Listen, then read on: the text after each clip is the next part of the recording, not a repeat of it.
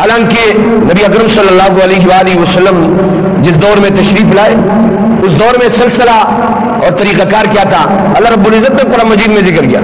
وقالت اليهود ليست النصارى على شيء، یہودی کہتے تھے عیسائی کچھ بھی نہیں ہے.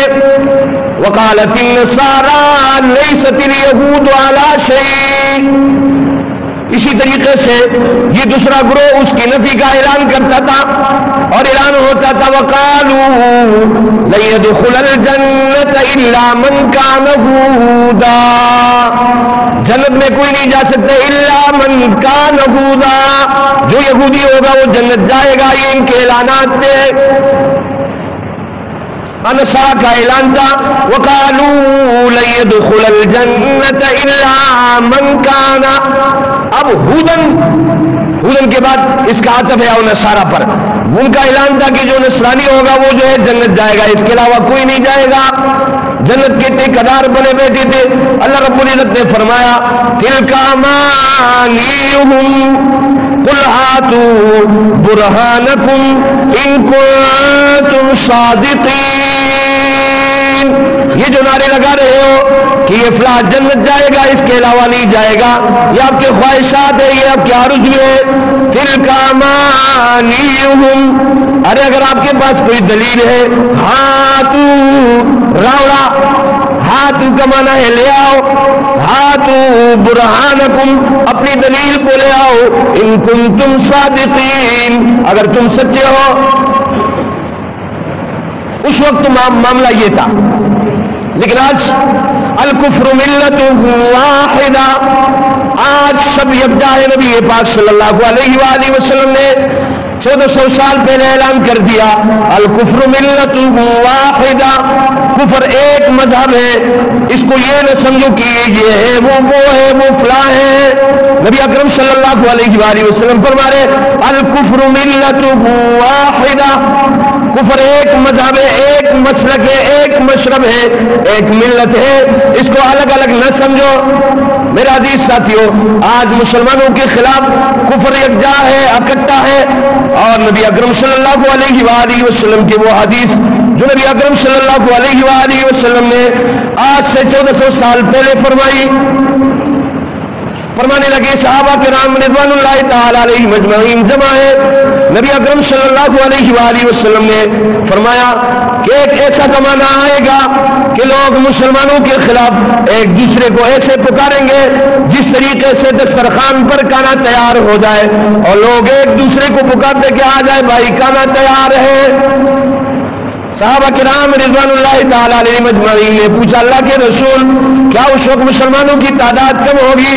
نبی پاک صلی اللہ علیہ وسلم، میرا جی سبھی صلی اللہ علیہ وسلم کے بھی اور ہلنی چاہیے. دیکھیں یہ ایک صلی اللہ علیہ وسلم کے نے برداشت نہیں کیا. مل نبی اکرم صلی اللہ علیہ وآلہ وسلم فرمانے لگے ایسا نہیں ہوگا، مسلمانوں کی تعداد سمندر کی جات کی برابر ہوگی، لیکن ان میں ایک بیماری آئی ہوگی. وہ بیماری کیا ہے؟ نبی اکرم صلی اللہ علیہ وآلہ وسلم اس بیماری کا نام لے رہے الوہن. صحابہ نے پوچھا مل وہن یا رسول اللہ، اللہ کے رسول وہن کیا چیز ہے؟ نبی پاک صلی اللہ علیہ وآلہ وسلم نے فرمایا حب الدنیا وکراہیت الموت، دنیا کی محبت اور موت سے نفرت مسلمانوں کے دلوں میں آئی ہوگی. اسی وجہ سے الکفر ملت واحدہ، کافر جو ہے ایک دوسرے کو مسلمان کے خلاف اس طرح بلائیں گے جس طریقے سے دسترخوان پر کھانا تیار ہو جائے. آج مسلمان میں وہن کی بیماری آ چکی ہے، ورنہ تو مسلمان نبی پاک صلی اللہ علیہ وسلم کا نام لیتے ہیں. میرا نبی فرما رہے لوددت ان اقتل فی سبیل اللہ، میرا نبی فرما رہے میرے نبی نے اپنی امت کی تربیت فرمائی ہے. فرما رہے لوددت تو میری خواہش ہے ان اقتل فی سبیل اللہ، کہ میں شہید کیا جاؤں اللہ کے راستے میں، ثم احیا پھر زندہ کیا جاؤں، ثم اقتلا پھر دوبارہ شہید کیا جاؤں، ثم احیا پھر زندہ کیا جاؤں، ثم اقتلا پھر شہید کیا جاؤں۔ صحابہ کرام رضوان اللہ تعالی علیہم اجمعین کی تربیت نبی پاک صلی اللہ علیہ وآلہ وسلم فرما رہے، صحابہ جمع ہو جاتے اور کہتے جناب ہاتھ اٹھائیے، کل کا معرکہ ہو، یا اللہ میں کفار کے ساتھ مقبول ہوں اور اس معرکے میں میں شہید ہو جاؤں۔ خالد بن ولید رضی اللہ تعالیٰ عنہ کا واقعہ آپ لوگوں نے سنا ہوگا۔ خالد بن ولید رضی اللہ تعالیٰ عنہ جن کو سیف اللہ کہا جاتا ہے، جب بستر پر ان کو موت آتی ہے وہ رو رہے ہیں۔ صحابہ نے پوچھا کیا ہوا، کیا موت سے ڈر ہے؟ عرض کرنے لگے نہیں، میرے جسم کو دیکھا جائے میرے جسم کے ہر ٹکڑے پر تلوار کا نشان ہے، نیزے کا نشان ہے، میرے جسم کا ہر ٹکڑا زخمی ہو چکا ہے، اس لیے لڑتا تھا کہ اللہ کے راستے میں شہید ہو جاؤ، لیکن آج مجھے بستر پر موت آ رہی ہے اس لیے رو رہا ہوں کہ شہادت میں اللہ رب العزت نے جو مزہ رکھا ہے وہ مزہ اور وہ لذت مجھے حاصل نہیں ہو رہی ہے، اس لیے رو رہا ہوں۔ یہ صحابہ کی تربیت فرمائی تھی۔ آج مسلمانوں میں وہن کی بیماری آ چکی ہے، اس لیے ایک ملک جس کو لا الہ الا اللہ کے لیے حاصل کیا گیا ہے، اس میں ایسے دلوں کا تصور کرنا، ایسے دلوں کا آنا کہ جس کو پاکستان کا مطلب کیا اس لیے حاصل کیا گیا تھا، اس لیے نا، اور اس میں جو ہے ان چیزوں کو قانونی حیثیت دی جائے کہ جس کے اوپر اللہ کے عذابات آ چکے ہیں۔ سب سے دردناک، سب سے المناک، سب سے عبرتناک عذاب قوم لوط پر آیا ہے، اور یہ پورا واقعہ ہے۔ قوم لوط کو عذاب دینے کے لیے جب فرشتے جاتے ہیں ابراہیم علیہ السلام کے پاس آتے ہیں، ابراہیم علیہ السلام نے ان کو دعوت دی کہ آپ کھانا کھائیں، انکار کیا نہیں، کیونکہ اس وقت کے زمانے میں اگر کوئی شخص انکار کرتا کھانے سے تو اسے دشمن تصور کیا جاتا تھا۔ پھر ابراہیم علیہ السلام کو ان فرشتوں نے بتایا کہ ہم بشر نہیں ہیں، ہم فرشتے ہیں، قوم لوط کو عذاب دینے جا رہے ہیں۔ لیکن آج ملک پاکستان میں ایک سلسلہ چل رہا ہے ٹرانسجینڈر، بڑے مشکل سے یہ تلفظ مجھ سے ہوتا ہے کیونکہ دوسری زبان کا استعمال کرنا ہمارے لیے بڑی مشکل ہو جاتا ہے۔ یہ ایک سلسلہ چل پڑا ہے، جہاں جاؤ تھوڑے سے کان لگاؤ یہ چمگوئی ہو رہی ہے ٹرانسجینڈر۔ جناب والا شاہ ولی اللہ محدث دہلوی رحمت اللہ علیہ نے اپنی کتاب حجت اللہ البالغہ میں لکھا ہے کہ کامیاب زندگی گزارنے کے لیے انسان کو اور خصوصاً مسلمان کو 3 قاعدے اور 3 ضابطے اختیار کرنے پڑیں گے، اور انہوں نے اس کو تہذیب النفس، تہذیب البیت، تہذیب المعاشرہ سے تعبیر کیا ہے۔ تہذیب النفس کیا ہے؟ تہذیب النفس کے متعلق انہوں نے اقتباسات کیے ہیں قرآن مجید کے اور احادیث نبویہ سے۔ تہذیب النفس ہے، نبی پاک صلی اللہ علیہ وآلہ وسلم فرما رہے وَلِنَفْسِكَ عَلَيْكَ حق، آپ پر اپنے نفس کا حق ہے، ایک حدیث ہے۔ تہذیب البیت کیا ہے؟ وَلِزَوْجِكَ عَلَيْكَ حق۔ اب تہذیب البیت ایک اس جز سے صرف متعلق نہیں ہے، اس تہذیب البیت میں والدین، بہن بھائی، جتنے رشتہ دار ہیں وہ سب آتے ہیں۔ اسی طریقے سے تیسرا جو انہوں نے عنوان قائم کیا ہے تہذیب المعاشرہ، کہ معاشرے کو سنوارا جائے اور معاشرے کو بنایا جائے۔ لیکن انہوں نے ایک ترتیب یہ قائم کی ہے کہ اگر کوئی شخص ان رولز، ان قواعد کو دیکھ کر اگر اس میں سے ایک کو دوسرے سے آگے بڑھائے گا تو وہ نقصان پائے گا۔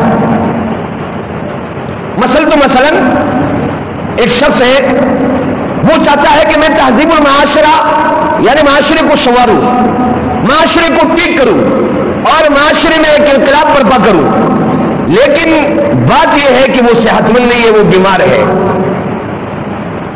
اس کو ڈینگی ہے، اس کو بخار ہے، اس کو نعوذ باللہ خدا نہ کرے بیماری ہے، کینسر ہے یا کوئی بھی بیماری ہو، وہ لاحق ہے، تو آیا وہ یہ تہذیب المعاشرہ کر سکتا ہے؟ سوال آپ سے کرو میرے بھائیوں، میرے طرف متوجہ ہو، وہ تہذیب المعاشرہ کر سکتا ہے؟ تہذیب المعاشرہ نہیں کر سکتا ہے، اس لیے کہ تہذیب النفس کا خیال نہیں رکھا گیا۔ تہذیب النفس میں جب تک انسان اپنی صحت کا خیال نہ رکھے اس وقت تک ان دو کی طرف جایا نہیں جا سکتا ہے۔ مثلا اگر کوئی شخص بیمار ہو جائے اور اس نے اپنے جو ہے صحت کا خیال نہیں رکھا، دن رات تہذیب البیت پر توجہ دی کہ میرا گھر سنور جائے، میرے بیٹے جو ہے اعلیٰ تعلیم حاصل کر لے، اور اس کے لیے اس نے اپنے دن رات کو نہ اپنی نیند کو دیکھا، نہ اپنے جو ہے آرام کو دیکھا، نہ اپنی صحت کو دیکھا، سارا دن کام کاج میں لگا رہا، اور چند مہینوں بعد اس کی حالت یہ ہو گئی کہ ایک بیماری اس کو لاحق ہو گئی۔ آیا یہ شخص پھر تہذیب النفس جب نہیں کر چکا ہے، اس نے تہذیب النفس کو چھوڑا ہے، تہذیب المعاشرہ تہذیب البیت کی طرف بھی آ نہیں سکتا ہے، نہ پھر یہ بیٹے کا خیال رکھ سکتا ہے، نہ پھر یہ جو ہے اپنے بہن بھائیوں کا خیال رکھ سکتا ہے، نہ اپنے والدین کا خیال رکھ سکتا ہے، اور نہ پھر یہ تہذیب المعاشرہ، نہ یہ معاشرے کا اصلاح کر سکتا ہے، نہ یہ کام پہ جا سکتا ہے، کہ نہ ملازمت کر سکتا ہے۔ آج ہمارے ہاں ان چیزوں کو دیکھا جاتا ہے، لیکن اس کے لیے تہذیب النفس کو داؤ پر لگایا جاتا ہے، اور پھر تہذیب المعاشرہ کو پہلے لیا جاتا ہے،